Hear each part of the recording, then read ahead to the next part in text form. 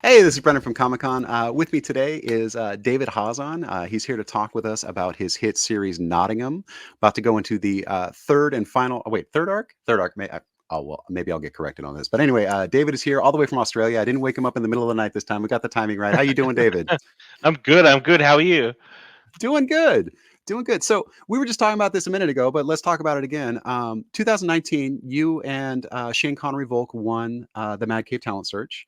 You Yep. collaborated on Nottingham, which just out the gate was this fantastic book. And tell us a little bit about what that meant for you, just how popular the book became, and how you just kind of went from entering a contest to being this writer now that's making real comic books.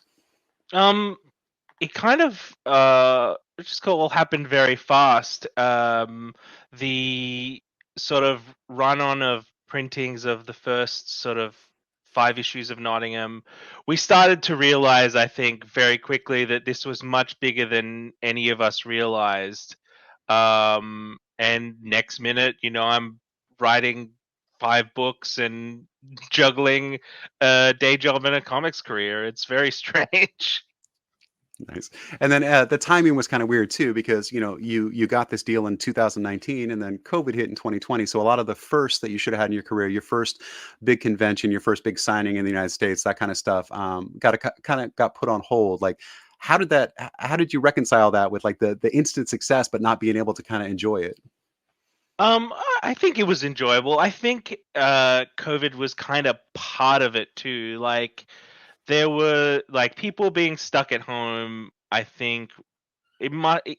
I can only assume it must have helped sales and people find the book in the first place. So I don't know. I'm of two minds in that in that arena. Like uh we end up getting to do all of these, promotional things anyway. I got to do my first New York Comic Con in 2022, and that was delightful. And I've since gone back, hoping to get to San Diego this year, which Mm. I seems really fun. And I'm just having a good time making comics. Like it's been great. Fantastic.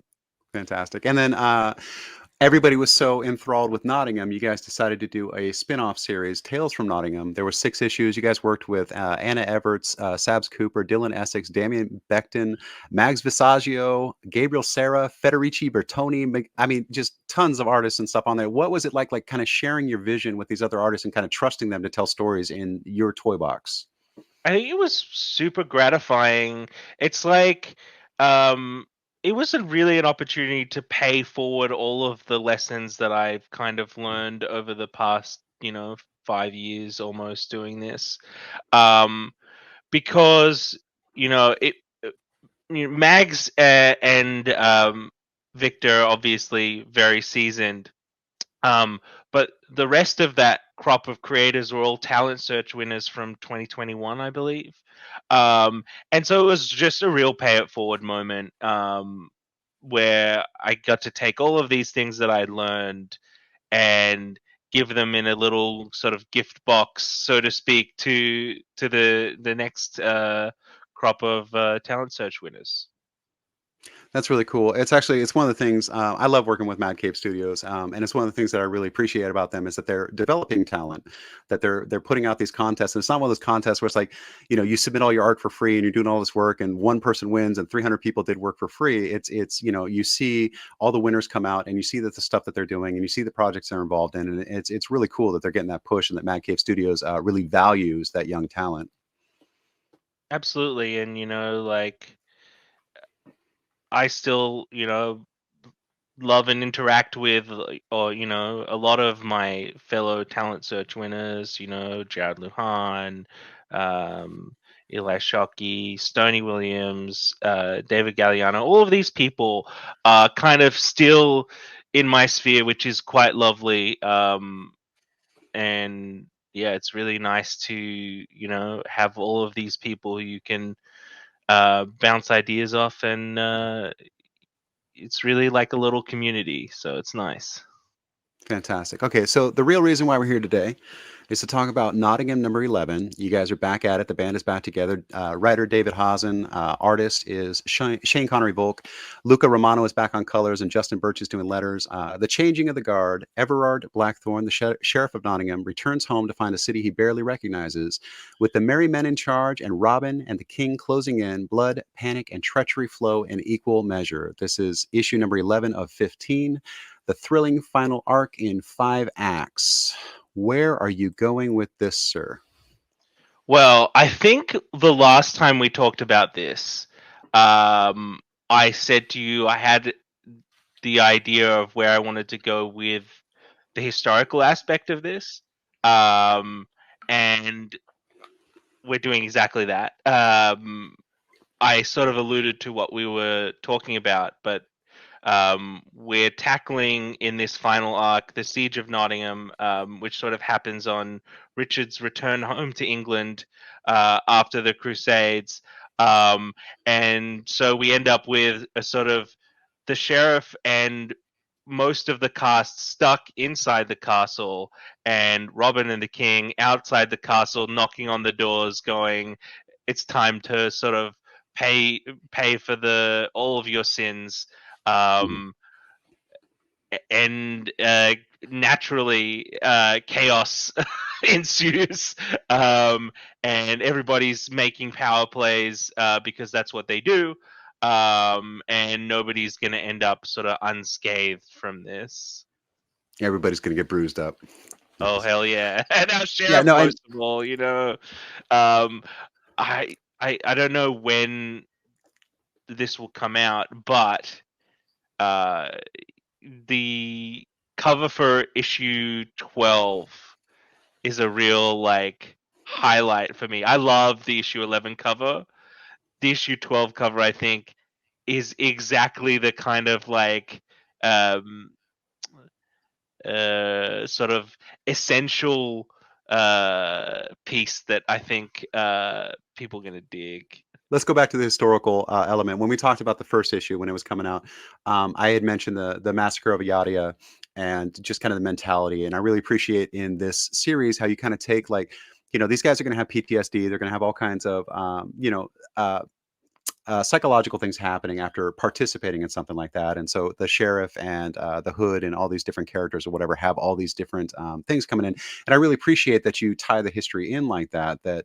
Um, it's more of a realistic take because you're not going to just have this guy running around stealing money and giving it to there's a motivation behind it and stuff like that. So all of this really gory thing that's happening kind of makes sense in the context of where we are in this part of the world at this time.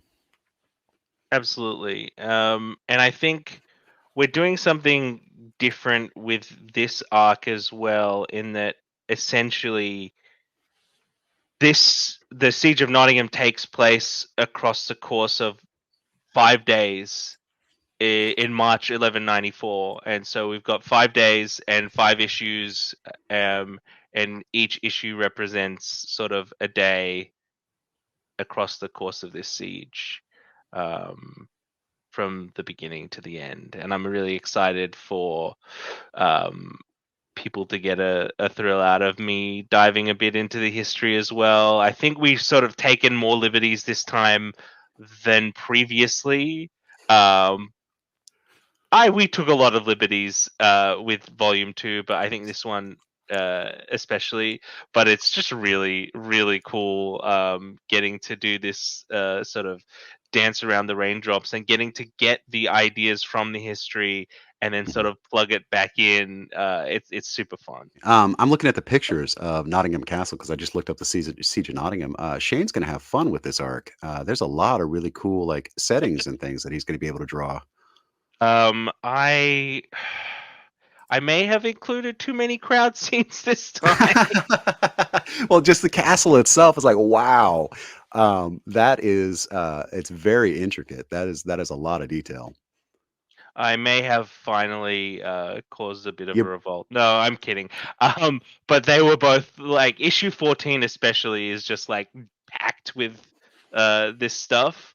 And I think they were both like, we're doing this because both Luca and Shane, because it's the final arc, Mhm. and like if you tried to do this to us more than once, we might kill you. But they're on a whole other continent, though. You don't have to worry about that, really. Yeah, well, I don't know. I don't want to piss Shane off. I don't want to piss Luca off. Like, they have to deal with my silly little words. So, Nice. So I have a question. I mean, you guys obviously work well together. Shane's got a style, and you're writing, and you guys have just kind of like made this thing that really makes a lot of sense and connects with a lot of people. Do you have plans after Nottingham ends? I mean, yeah, I can't really say much. But I Tell me like it's me and historical Shane. horror, and we're good. If it comes to fruition, very much that. Nice. But Nice. yeah, like you don't really want to talk about books until they're real because they're Oh, not sure. real until they're Mhm. on the shelf. But No, but I mean, sometimes you finish a project and you're like, cool, we did that. Now I'm going to do something else with different people or whatever. yeah, But then you and I see mean teams that, Shane's also doing his own thing, so like um, we're trying to balance all that. So Mhm. and also me doing my own stuff, but yeah, we're just figuring out how that will work, and I'm excited to figure it out. But we've both landed on an idea we're really excited about. Oh, cool. Um, so yeah. No, I was just thinking, like, you see, there are certain teams that just end up getting back together all the time, like Matt Kint and Tyler Jenkins and Hillary Listen, Jenkins. Like, listen, you don't even have to ask me. I'm in for whatever he wants to do. I'm in. That's like it's just no question, really. If he came to me tomorrow and was like, "Let's do this thing," and it's wildly out of my wheelhouse, I'd find a way to make it work. nice, Um, nice. because that collaboration is just so joyful and like um we've gotten Shane to do variant covers for our Kickstarter book Requiem, Mhm. and just every time just knocking it out of the park. So we just posted the cover for issue 2 of that, and I just like I- it's just so cool to be able to go to Shane and just be like, "Hey, we need a variant cover for this," and then just for him to be like, "How about this?" And it's a fully final cover that's just exactly what we wanted and more. But that's kind of always the case with him, where he'll just somehow use those artist instincts and telepathically produce something that is both exactly what you wanted and way better. You want to talk about Requiem real quick? I'd love to. So Requiem is my collaboration with Christoph Borges, writer of Under Kingdom at Dark Horse, and Rick and Morty. I think there's a new Rick and Morty book that he's doing at Oni. And Phil Apley, a very talented and kind and patient artist from Scotland. And we wanted to do something that was like sci-fi horror, a very Event Horizon, a little bit Memento. And Mhm. so it's about the crew of this sort of arc that's headed out from a dying Earth to parts unknown, and they unwittingly have sort of carried with them the thing that might have destroyed the Earth, Mhm. um, and they're trying to figure out how to deal with that. And part of that is that they constantly have to wipe their memories, and that plot Oh, really sort of unfolds in issue 2, where we get to see exactly the thing that they've been trying to avoid. And it's very exciting, very spooky, and I can't wait for people to really start to see how this unfolds. that is an interesting device where, like, you're fleeing a situation, but you bring the problem with you, and that works on so many levels, like, metaphorically. A lot of times it's like, you might pick up everything that you own and move to a new city, but if you didn't work on, like, your emotional problems and the things that, like, got you in trouble in the city that you're at, you're just gonna find the same thing where you go. hmm It is very much about history repeating itself, and there's a lot of like between myself and Christoph, there's a lot of unpacking of biblical stuff in here too. So like Mm. it's it's just got a lot of like spooky energy, and Phil just knocks the art out of the park.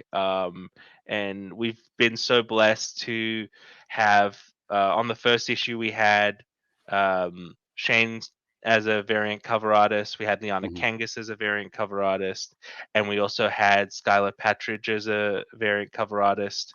And this time we got Shane again, and we've also got Beck Kubrick, who's just they're an amazing illustrator, and very excited to sort of get that going. Okay, well, I think we've covered everything. That's Nottingham 11. It's coming out on April 10th. If you haven't read the first two arcs, you must read the first two arcs. They are fantastic. Those are both available in trade already, and then it kicks back up. Nottingham 11 comes out April 10th. Writer David Hazan here with me today. Artist Shane Connery Volk, colorist Luca Romano, and letterer Justin Birch. Thank you very much for being here with us today, David. Appreciate Thanks you. for having me.